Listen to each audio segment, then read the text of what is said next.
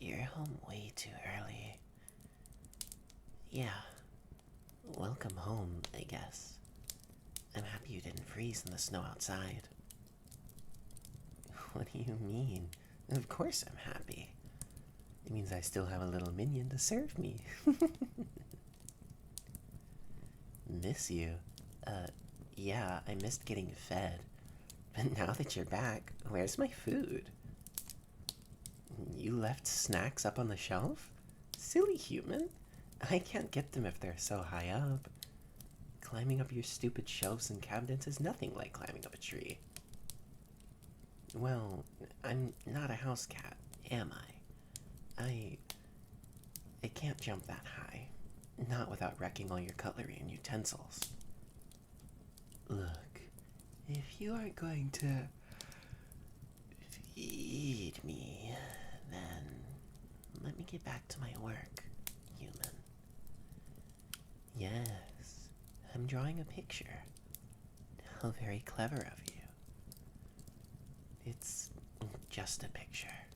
There's a Christmas tree, and a warm fireplace, and presents, and there's a cat, and a human, and other things. What? Why are you looking so closely at it? What is it? Look like you? No. The human does not look like you. They look nothing like you. Nope. They don't. I drew it. I would know. You really think everything's about you, don't you? Just this drawing. You're insufferable, you know that? I have no idea what to tell you, human. If there's any resemblance at all, it's purely a coincidence. That's what it is. I'm glad you like it. Thank you. They're just silly doodles. I like sketching. I'm not very good at it, but it's nicer than looking out of the window. Yes, it's still snowing outside. You'd know. I was a little worried you might be stuck somewhere. I don't hate the snow as much anymore. Not really, I guess. It always snows in this town, doesn't it? Watching those tiny snowflakes falling and drifting endlessly, on and on forever. It makes me sleepy. Cute? I don't care if curling up under the blankets and drawing in my diary makes me look cute. That is irrelevant and inconsequential. I just didn't want to be cold. Yeah, the cat in the picture isn't looking out of the window. I think it was doing that for a while, but now it's only looking at the fireplace, lounging on the human's lap and watching the flames dance with its sleepy little eyes. I don't know what time it is. I lost track while doodling, and I've never had to keep track of time before. You humans are weird. Look, all I know is I'm hungry. I ate dinner, but I'm still hungry because I couldn't get to the snacks. Cookies? You brought cookies with you? What kind? Chocolate chip. Human, I think I'll finish this drawing later. Since you brought these cookies as an offering to me, I shall consume them. You are most welcome. What do you mean, open it?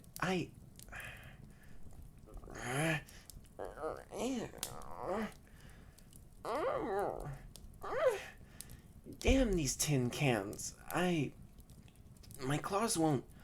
I can't get a grip. Why do humans have to make everything so difficult?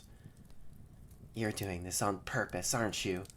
Why are you smirking like that? If there aren't any cookies inside, I'm going to tear all your clothes to shreds. I swear I will. What? Well, yes. Then you couldn't leave the house anymore. What is that? No, I don't just want to spend more time with you. That is not what I meant. Quit grinning like that. Human, just open the can. I want to eat cookies. Say please. Oh, you entitled little. Wait, where are you going? Wait, I. This isn't. This isn't how my minion should behave. Human. Human. Will you. Will you please open the can for me? Please? Ha! That was easy. I knew you'd cave. No going back on your word now. Open the can and be quick about it. Oh, I did not manipulate you just now. It's not my fault that you're so gullible. Now, will you give me the cookies or not? What do you mean, no? It's too difficult. Even for you? But you can do anything. Why can't you open the can? I don't understand the meaning of this, human. Oh. Your nails hurt too. I see. Whatever shall we do now? A can opener? What is that? Well, okay. Go fetch it. I will guard this thing until then. Or something. Don't take too long, okay? The window is all white with snow. I wonder what has become of my old cave. I'll have to go check it out once all this snow clears. Maybe I can bring them along with me this time. I can show my human where I lived for so long. Before I found a home. I wonder what they'll think. Well, you're back. Took you long enough. And what is that you're holding in your hands? Really? That feeble little tool is going to help us crack open this metal can? I don't know how it works. But as long as it gets the job done, well... I want to watch you work, so you don't mess it up. Now, please do what you must. Is it done? I see. Is it done yet? Well, no, I can't really tell. You're just twisting a metal rod and acting like it's a big deal. My tail is swishing. Yes. It does that when I'm, I don't know, remotely interested in something. Clearly you don't know much about Neckos. I'll be happy to teach you. I said nothing. Just hurry up, will you? Is it finally done? Almost, huh? Well, you're taking a really long time. I'm starting to wonder if these cookies are even worth the ordeal. Human, I don't want you to get hurt. If it's too much, then we can just... Whoa! What was that? The lid just... Yeah, I can tell the can is open now. Thanks. And these must be the chocolate chip cookies. They smell kind of nice, actually. Yes, of course I'm going to reward my little minion's hard work. Now, let's see if these are really as good as you claim.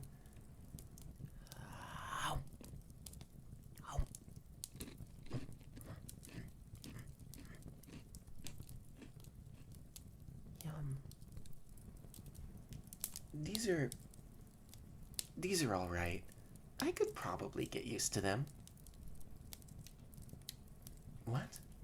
What are you mumbling about? You saw a squirrel in the living room just now? Really? I didn't see any. Relax. It's harmless. It can't hurt you. And I thought you liked squirrels. You said you didn't want me gifting you any dead animals, so I brought you a live one. There's no making you happy, is there? Fine. I'll chase it out of our house the next time I see it. These cookies really are nice, you know? I almost forgive you for placing the snack so high up. Almost. Don't do it again, though. Hey, human. Are you even listening to me? What's the matter? You're looking kind of tired. It's not nothing. You are tired, aren't you? I can see your eyelids getting droopy. Like my ears get all droopy sometimes when I'm not feeling so good. I really do wonder how you've managed to survive on your own all this time. You spend a few hours outside and you're already struggling to stand up straight. Human? You're not sick, are you? Oh, you just need to rest? I see. You should lie down on the bed then. Here. Come on. I've got you. Just hold my hand. Yes. I'm sure it does feel nice. My fur is soft and warm and silky because I take good care of it. Don't get used to this though, okay? I'm only holding your hand because you're tired and you need help. There you go. Are you comfy, human? Do you need me to bring you more blankets? No? I see. What? You won't let me bring you more blankets, so I need to keep you warm myself, dummy. Cuddling? I suppose you could call it that. If you really want to. No, I don't mind.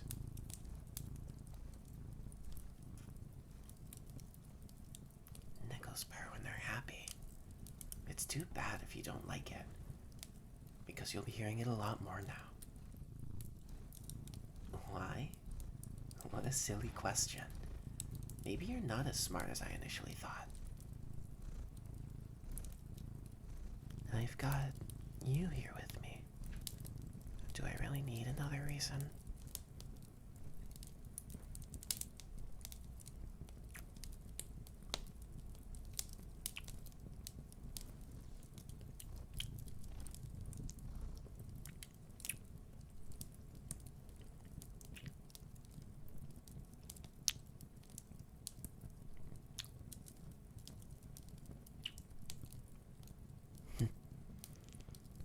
I like seeing you smile. You get this really peaceful look on your face. I'll help you sleep, dear human. Would you like me to tell you a story? You're right. It's not like you have a choice. I'm going to tell you a story anyways. Well then, a long time ago, there lived a girl in a big village. She was kind and gentle, and she had several friends. She saw flowers bloom in spring, and the butterflies that flew in to visit them. In summer, she sat on her front porch during the evenings and watched children playing in the fields. During autumn, she carved smiles into pumpkins and heard the crunching of leaves on her lawn as people came to greet her. And during winters, she'd walk on the frozen earth and build snowmen with her giggling friends. People liked this girl, and she had a lot of friends. They'd explore various places in and around the village, and have various adventures all throughout the year. There was so much in the world for her to see and learn and experience, and she did. For a time, I think, she really was happy. Her smile put people at ease, her patience inspired them, her wisdom made them wonder, and her eyes eyes made them feel accepted. But for some reason, one by one, her friends slowly drifted away from her. She could tell something had changed. Her wonderful qualities, which people had liked so much earlier, they now resented.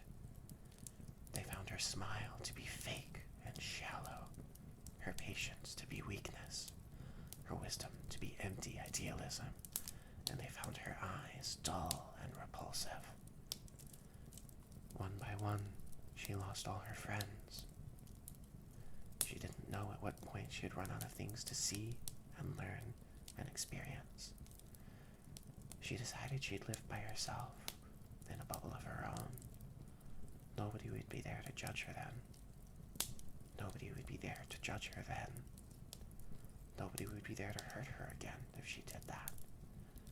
And so, she left the village. She set out on a long and lonely journey. During this time, she passed through lands with no rain, and lands that had been nearly reclaimed by the sea. She saw icy mountains that touched the clouds, and forests which the sun's rays had never reached. She walked, and walked, and walked, until at last, she finally found a place she could call home.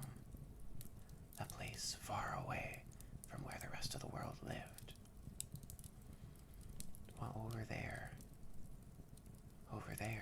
she saw flowers bloom in spring, and sometimes the butterflies that came to visit them. In summer, she spent the evenings sitting on her front porch and watched the fields, but there were no children playing in them. During autumn, she carved smiles into pumpkins and heard the rustling of leaves as the wind blew over her lawn. And during winters, she'd walk over the frozen earth, searching for just one other soul, give up, and then build snowmen on her own. And so, some time passed, and the girl grew into a woman, living in a bubble of her own, just as she'd imagined. On some days, she wondered what things were like back at the village. She wondered if anybody would ever think of her and come to see her. She waited. She never forgot that being around other people was painful, but she'd come to realize so was being on your own. She waited to catch a glimpse of a familiar face or a fresh face.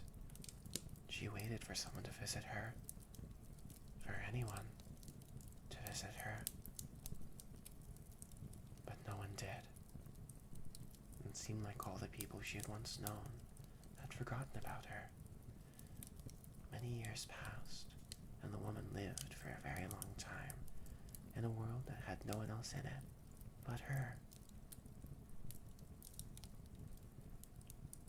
And then, one day, she saw a cat that had suddenly wandered into her lawn. Hey, did you fall asleep? Oh, you look so cute when you're sleeping. So delicate and vulnerable. My precious little minion. Makes me want to cuddle up to you tighter and never let go. I know you can't really understand what I'm saying right now. You're too busy dreaming. Dreaming of me, probably. You little perv. But I don't mind. Not really. I'm only going to say this once, okay? And only because you're asleep. I love you, you tummy.